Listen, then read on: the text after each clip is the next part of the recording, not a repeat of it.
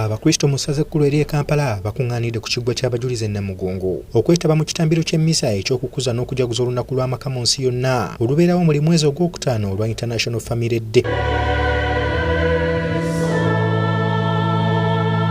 Ekitambira ky'emmisa kino kikulembeddwamu Ssaabasumba w'essaza ekkulu erya Kampala Kitaffe mu Katonda Paul Ssemwogerere era ng'asinzidde mu mmisa eno n'ategeeza ng'ekifo ky'abajulizi eky'e Namugongo eky'Abakatuliki babo kikyetaaga ensimbi eziwerako okukiddaabiriza n'okukiyoyota nga twetegekera olunaku lw'okulamaga olw'abajulizi olubulako embale. Ssaabasumba agambye abazadde ensangi zino basuddewo obuvunaanyizibwa eri abaana baabwe mu maka ne babalekerera ekivuddemu abaana okufuuka emiyaayo. Obuvunaanyizibwa tubutadde obw'amaka ne tubuteeka ku masomero, ne tubuteeka ku TV, ne tubuteeka ku mpapula z'amawulire, ne tubuteeka ku ki omwana omuwa kugenda kusoma.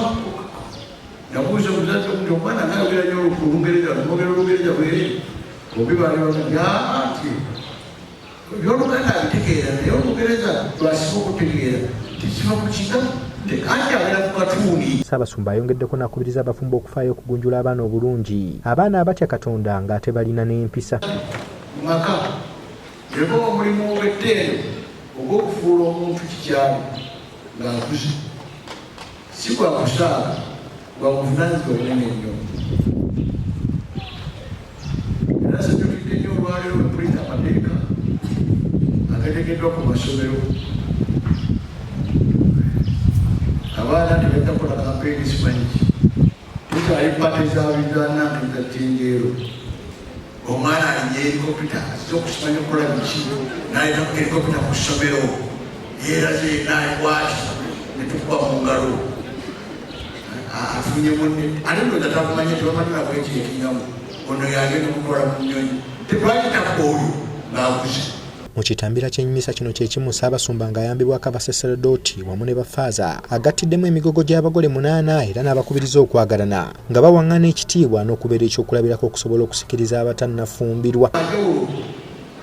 Era tuva mu kakuuma nga kalungi kuba kutulabira okwagala okuli wakati wa Katonda oli wakati wa Kristo n'Eklezia nga tulubala mwagalana.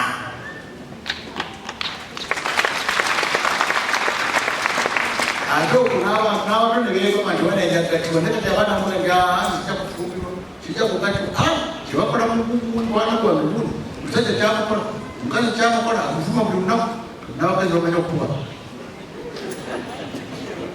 abivaako bati bakyali mukwano bwe tuwuliddeko musomo yaffe ery'okubiri ne muvanjiri omukwano gwogwawo dda omukwano kijoyo bulaawo Papa Francis bwe yawandiika n'atuwandiikira. Abakulembeze wamu n'abaweereza ab'enjawulo mu ssaza ekkulu ery'e Kampala nga bakulembeddwamu Ssaabafumbo w'essaza ekkulu ery'e Kampala Dick Paul Mukasa bategeezezza ng'olunaku luno olw'abafumbo bwe lugatta amaka ssaako n'okwongera obuntubulamu mu baana. Okutulugunyizibwa mu maka tekukyali kuli okwaliwo edda si kungi nnyo newankubadde we kuli nti mweyongedde okukkiriza ate n'okwagalana mu maka nti mutambulire awo mwebale nnyo mwebalire ddala mu nsonga eyo. Twezaamu ku ssuubi togamba bugambe munno naye naawe kati osense kusiiba amuzeemu ku ssuubi amugambe bannaye bukyalabikanga owaaluli naye tugenda tukulaŋŋana emibiri gyaffe girabika gitandise okubumbulukamukko katonotono tuyiteeko mu ddimu kwegamba n'omuzaamu essuubi. Ensibuko ya buli kintu, ensibuko y'embeera yonna esibuka mu maka. Bwe tukuŋŋaana ng'ab'amaka tubeeramu okwebuulirira ku misomo egy'enjawulo, tubamu okwebuulirira engeri gye tusobola okuzaamu naddala abaana baffe.